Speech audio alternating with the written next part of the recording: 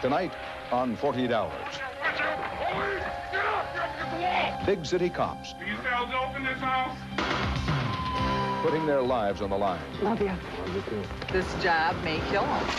My husband was the shotgun man. Hey, guys, be careful. Shot and killed. If I were to think about it all the time, I'd be nuts. Any guns in here? There's a large group assaulting an individual. What happened? Fighting the odds. As of today, 491 homicides. The streets. Who did the stabbing? I don't know what you're talking about. I had a fight earlier. Take it down. And sometimes themselves. I was trying to keep that macho image, okay? It eats at you. Shooting 10 people, killing 3 is a lot to endure. He's no longer going to be able to function as a police officer. We had a police department which was contemptuous of black people. What we have here in Detroit is affirmative action gone wild. 2 days and 2 nights. This is possibly the weapon. He was heard to beg for his life. She resisted arrest. Behind the badge. She resisted everything.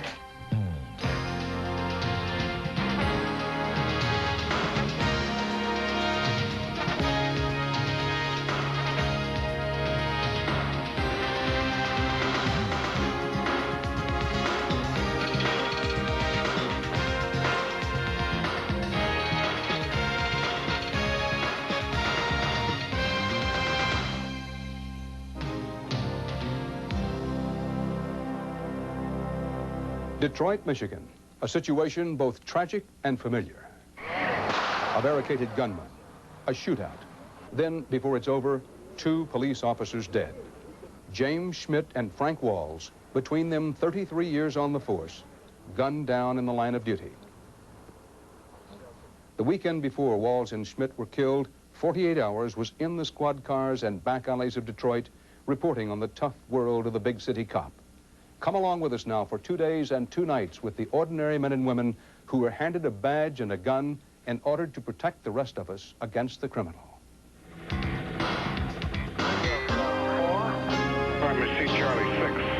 Man with a rifle threatening that woman. That's 2 brothers fighting around with knives. There's a large group assaulting an individual. Man shot at chest, EMS ordered. This is the homicide section. What happened? Did the guy die? I'm interested in this man being assaulted. He was being pursued by 2 other people who were firing at him. I'm from the police department homicide section, and I'm one of the detectives that's We out here. understand from some of the people we talked in the neighborhood that he was heard to beg for his life. I don't want to get involved. Look, nobody else admitted to seeing anything, but you know. People today just don't want to get involved, and basically it's because of fear. This gentleman was beat with 2x4s. He suffered multiple gunshot wounds to the head. Do we know how many shots were fired, or? Police headquarters, downtown Detroit. 5th floor, homicide section. As our 48 hours begin, They've already taken his clothing and things off. Lieutenant Al Brooks and his men ease into the overnight shift. Okay, so he's critical at Mount Carmel, and they're preserving the scene for us. Okay, as of today, October the 13th, we're looking at right now 491 homicides. Detroit, home of the highest number of murders per capita in the country. We've got a 45-year-old black male that was beaten with a baseball bat. And he was being beaten with what looked like a baseball bat. Just 1 hour into his shift, He kept calling him homeboy, get up homeboy, and every time you would tell him to get up, you'd hit him again. investigation number 1. Brooks surveys the aftermath of a brutal assault. There's blood all over here. So you're saying that this is possibly the weapon that was used here In the assault, there's blood at the bottom of it. They were struggling in here. Look at this. This started in here with the axe hammer and ended up out there with the picket with the fence pieces. A lot of being a detective or an investigator is drudgery. It's legwork. We're going to need a blood sample from in here.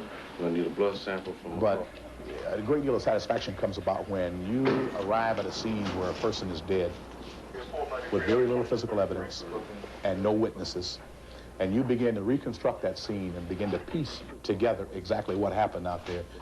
There was 2 series of beatings. The guy beat him once, came back, and went back out and started beating him some more. Police get lucky on the evening's first case. This man was found inside the house and detained by officers who first arrived on the scene. With this prime suspect in custody, Brooks and his men returned to headquarters.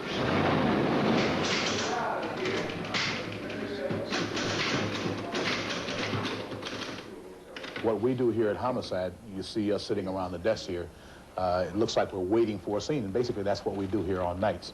Waiting for a homicide? Waiting for, not necessarily a homicide scene. We respond to all scenes where there's a chance that a person's going to lose their life. That scene at 2186 Phillip, do you have any witnesses there?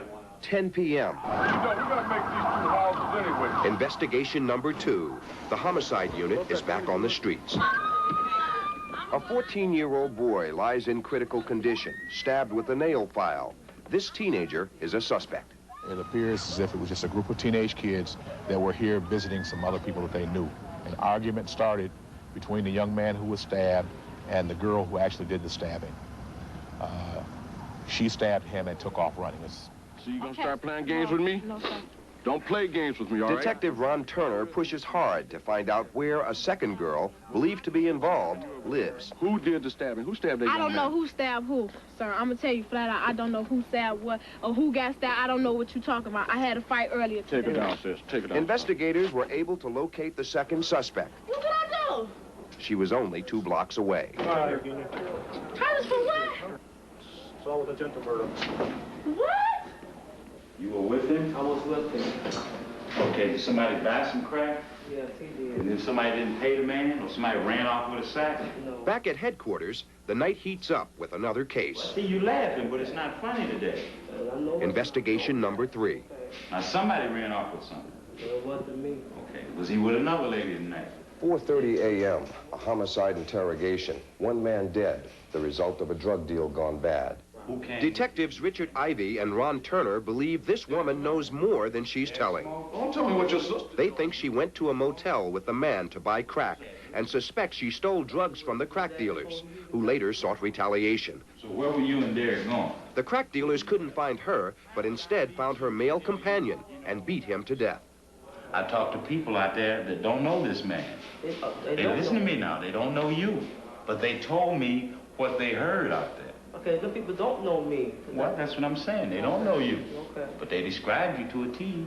They chased him. When they caught him, this is the conversation between the two of them. Where is your old lady that ran off with my You know, when the guy said, man, I ain't got nothing. I ain't got nothing. I mean, why would they say something like that? And people looking at him. They pull him out the car, and they just start whooping on him. Saturday afternoon, the fatal assault case is turned over to day shift detectives Dan Maynard and Vernon Humes. Hey, did you hear what happened over here last night? Didn't hear nothing, huh? What did happen, you mind? We had a man that was beaten to death. I don't want to get involved in it. Look, we got a man that's dead here. I know, but And- it happened in this area, but I don't want to get involved.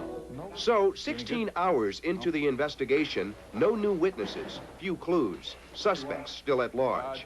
But if this murder is like most that the Detroit Homicide Section faces, a suspect will be caught. The department solves over 70% of its cases. Do we know how many shots were fired, or? While the homicide squad pushes to solve last night's cases, they'll soon find out that a new day brings more work. Investigation number 4, a murder in the afternoon. A 22-year-old black male is gunned down. His mother is a witness. And on the east side of town, Shots rang out from a semi-automatic carbine into the Mercedes. investigation number 5. They caught one right through the headrest there. 34 shots fired. The driver of a sports car killed in broad daylight. The evening will bring no more murders. Just the body of the Mercedes driver. Homicide victim number 4 of our 48 hours.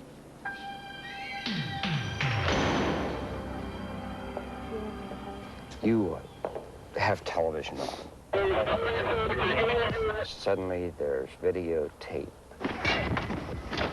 of the shotgun man and the narcotic squad going through the door, yelling, you know, police, search warrants, freeze. And what do you do? And I relive every moment because my husband was the shotgun man. And he was the first one through the door, and he was the one yelling, police, police. And he was shot? Shot and killed. It was about 2.5 years ago that Renee Bufa's unbearable loneliness began. You recall that day? very well. Where were you at the time? I was at home. My son was ill. He had a high temperature. And I remember them coming to the house and telling me there had been an accident, and instinctively I knew that he was gone. Her husband, Giacomo Buffa, 37 years old, a Detroit police officer for 13 years, was killed by a fellow cop during a drug raid. Did you talk a lot about his work? All the time. All the time. And did he bring it home with him? What? Every officer does. They're an officer 24 hours a day, and when you marry an officer, that becomes your life. And you live it 24 hours a day, and you adjust to the different hours, you adjust to the stress, and all you can do is be there and support them, love them, and try to understand it. What's it been like since his death? Emptiness. In a matter of minutes, you become a single parent. I guess the loneliness is the worst. Fortunately for this police wife, call her Betty, she has not had to face that dreaded knock at the door with news of a tragedy. Is this thing ripped anyplace else? On the side. Well, I got both sides. Her husband, whose face and voice have been disguised because he is an undercover agent, has been on the narcotic squad for 2 years. And this is that one that's really hard to sew because it's so thick. Like Rene Buffa's late husband, Betty's husband, codenamed Dogbite, rides shotgun on drug raids. We ready to do it, aren't we? Yeah? Yeah, you gonna make us famous? I don't necessarily want to know what he's going to be doing. Are we talking, what are we talking? Are we talking pistols or what? I don't mind knowing after he's done. Okay, the deals are going down in the back. I'd think about it too much. We're going to the front. And worry about it.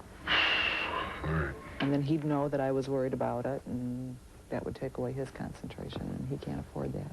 Okay, brother, I'll see you tonight. If I were to think about it and worry about it all the time, I'd be nuts.